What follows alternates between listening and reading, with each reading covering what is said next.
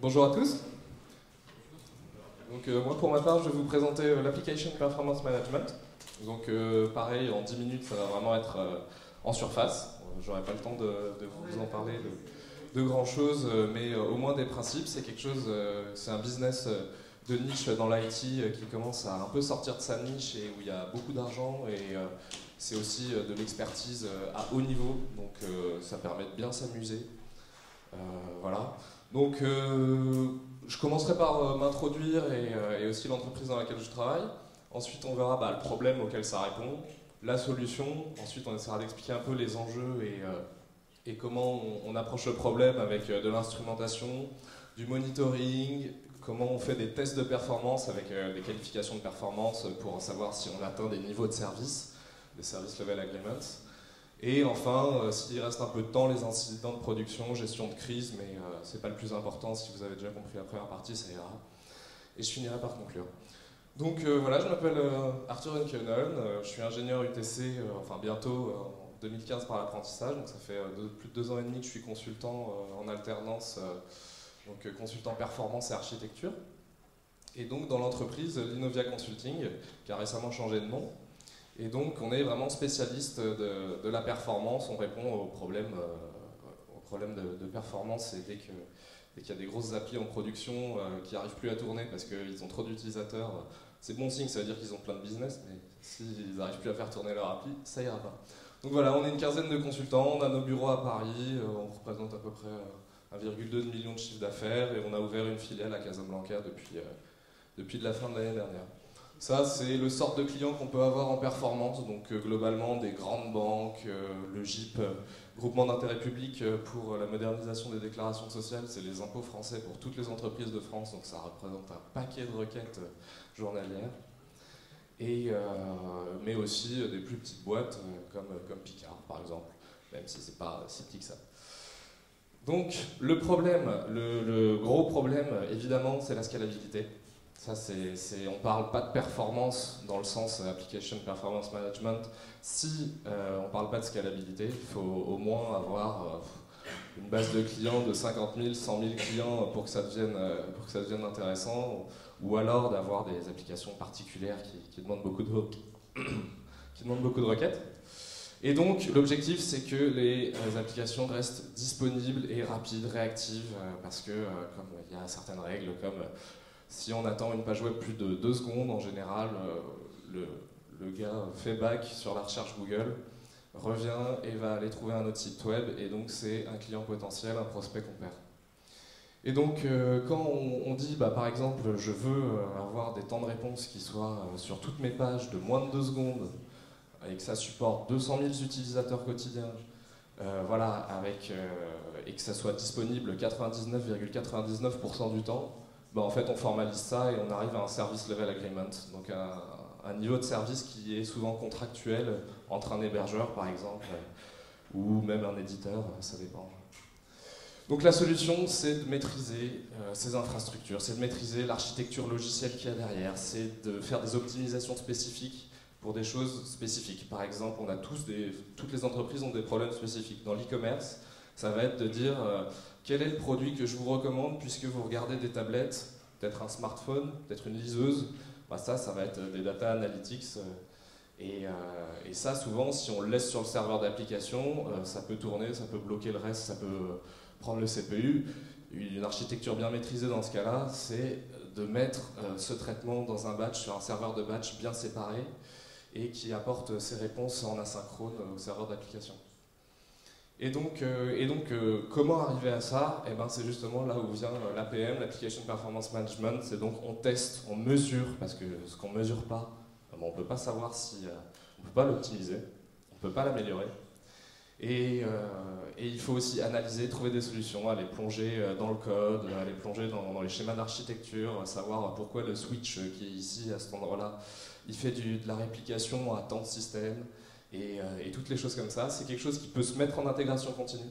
C'est-à-dire à chaque fois que je fais un build, je lance mes tests automatisés, et je lance aussi un test de performance sur une plateforme de performance qui me permet de vérifier que ma prochaine mise en prod, ce sera une application qui tournera avec une performance correcte. Et puis aussi monitorer en production, il peut y avoir des pics, une campagne marketing qui marche trop bien, qui fait tomber les applis, un problème, un web service qu'on utilisait depuis des années et qui d'un coup se met à mal fonctionner parce que le prestataire se met à faire n'importe quoi. Ben, il faut pouvoir alerter, il faut pouvoir réagir dans ces cas de production. Voilà, donc ça c'est une architecture assez typique. Hein. Donc on a ici l'utilisateur sur ces machines qui passe par Internet, il va arriver sur le routeur, puis ça va passer par un firewall, un switch, un load balancer, qui va donc venir répartir la charge sur différents serveurs, différentes instances.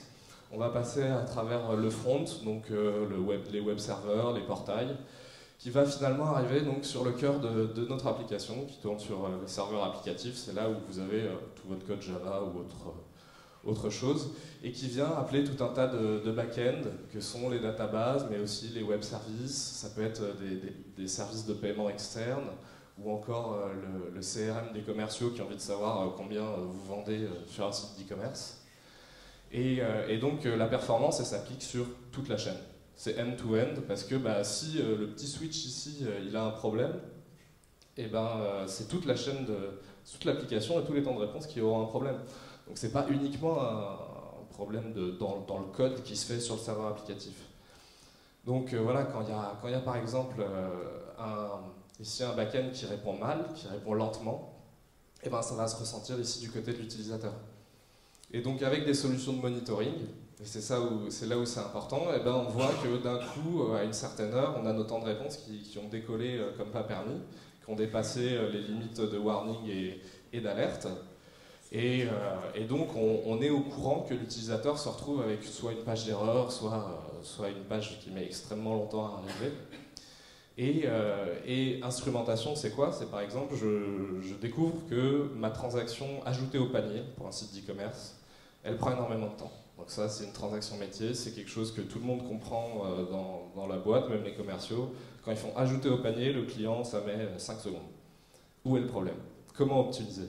Là, on vient instrumenter cette transaction métier, donc on vient regarder tout ce qu'elle vient faire dans les différents systèmes, et on vient trouver ici donc là, par exemple, le web server marche bien, le serveur d'application aussi, tout a l'air de bien fonctionner. Ici, en rouge, on voit que en fait, c'est du côté des databases qu'il y a le ralentissement. Et à partir de là, on va pouvoir se dire, il faut optimiser un schéma, une requête, une procédure stockée, ou autre chose.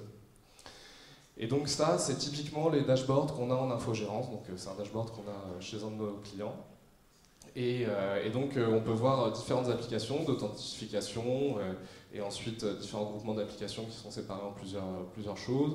Elles sont répliquées, il y a des failovers, il y a tout un tas de choses derrière.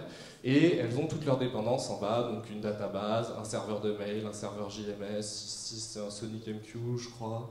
Et ça va être un serveur de jetons pour gérer l'authentification des applications entre elles en fait.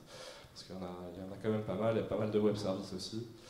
Et donc, avec des tableaux de bord comme ça, on a mis des alarmes sur différentes mesures, différentes choses qu'on a voulu instrumenter. Et donc, ça permet de voir globalement comment les systèmes d'information se portent.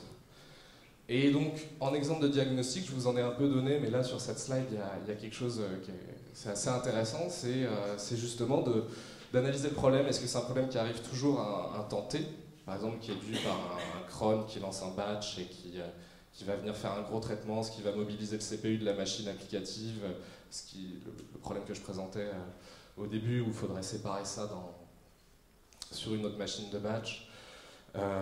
Donc, est-ce que le problème est périodique? Après, isoler le composant pour enfin arriver à trouver une solution et tout ça pour corriger, pouvoir mettre le fixe en production. Donc là, il y a un exemple qui est un peu différent, je vous laisserai le regarder éventuellement après, plus tard. Qu'on arrive un peu au cœur de l'expertise de l'ingénieur performance, c'est la qualification de performance, c'est est-ce que mon application va tenir et éventuellement, avant de la mettre en prod, est-ce que je peux optimiser des choses, où sont les endroits fragiles, les endroits dangereux, parce qu'il faut savoir que aussi le monitoring et l'instrumentation, c'est un overhead sur les applications. C'est nécessairement plus de code qui vient tourner pour mesurer combien une méthode prend de temps, combien un appel à un back-end prend de temps. Et ça va venir du coup ralentir l'ensemble. Heureusement, il existe un écosystème assez monstrueux de solutions techniques et industrielles. Et donc ici, la qualif de performance, c'est aussi le test de charge. En gros, on vient donc se baser sur un niveau de service, on veut avoir tant de secondes sur telle transaction, etc. On crée des scripts qui viennent simuler le comportement naturel en fait d'utilisateurs. Donc on va avoir des différents types d'utilisateurs qui vont venir faire différentes choses. Par exemple, juste des utilisateurs qui viennent voir les produits, d'autres qui en ajoutent au panier, et assez peu finalement qui font des transactions et des achats. Et donc ça, en général, ça se fait sur des plateformes de tests dédiées, des plateformes de performance. Donc on va avoir besoin d'une plateforme d'injection, puisque pour simuler 100 000 ou 500 000 utilisateurs concurrents, il faut quand même avoir de la puissance. Et au final, on arrive à la fin, en monitorant tout ça, en regardant tous les résultats à la fin, sur un ensemble de préconisations, sur un ensemble de choses qui ont une valeur pour le client, de savoir quels sont les composants qui posent problème, éventuellement quel éditeur il faut aller chercher pour dire qu'il a mal fait son boulot en fournissant une application qui ne fait pas bien, qui ne propose pas des temps de réponse tels que c'était contractuellement, etc. Voilà, donc enfin les incidents en production, après tout ce qu'on a vu là, c'est évident que c'est pas, y a un problème, je reboot la machine. Il faut mesurer, il faut tester, savoir aussi s'inspirer du métier. Par exemple, les gens du marketing qui nous disent ah bah oui, effectivement, on a lancé une campagne de pub, donc il y a plus d'utilisateurs qui vont arriver sur tel endroit de l'application. Directement, on sait, on peut peut-être évacuer 50% des pistes grâce à ces infos-là. Et organiser des interventions, parce que rebooter un serveur, c'est essayer d'éteindre un feu en mettant de l'essence dessus. Parce que rebooter un serveur, ça veut dire nécessairement, ça prend entre 1 et 5 minutes. C'est 1 à 5 minutes où il y aura une perte de service, où finalement on crée un problème. Et si ça se trouve, après le reboot, ça ne marchera pas mieux.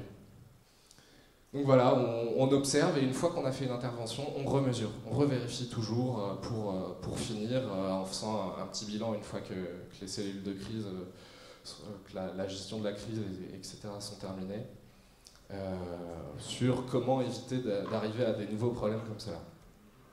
Voilà, donc on a juste une présentation très rapide de la perf, de l'Application Performance Management. Donc c'est un problème complexe. C'est pas évident de corréler différentes métriques, par exemple du CPU avec combien il y a eu d'appels sur un back-end, avec le temps de réponse d'un web service pour savoir où se situe le problème et comment le résoudre. Et aussi, c'est en lien avec toutes les expertises de l'IT. On a des ingé système, on a des ingé réseau, on a des ingé logiciels, et tous, en tout cas à l'Innovia, on dispose du minimum de compréhension et ça m'arrive tous les jours de faire du système alors que je suis plutôt un ingé logiciel. Et donc ça, c'est assez chouette quand même. Et aussi, être sensibilisé à la performance, ça c'est un atout pour tous les décideurs aujourd'hui. Parce que tôt ou tard, on est face à des problèmes de performance ou alors, avant de mettre une application en production, de savoir que juste les tests fonctionnels, en général, ça ne suffit pas. Voilà, et aussi, enfin, il y a un énorme écosystème, il y a énormément d'outils qui existent, beaucoup d'argent dans ce business, c'est assez intéressant. Voilà, merci pour votre attention, et puis j'aimerais aussi dire qu'on recrute, donc n'hésitez pas à nous contacter, il y a aussi un peu une petite fiche d'information que j'ai ici si ça vous intéresse. Voilà, on prend en alternance des stagiaires, aussi des confirmés si vous en connaissez.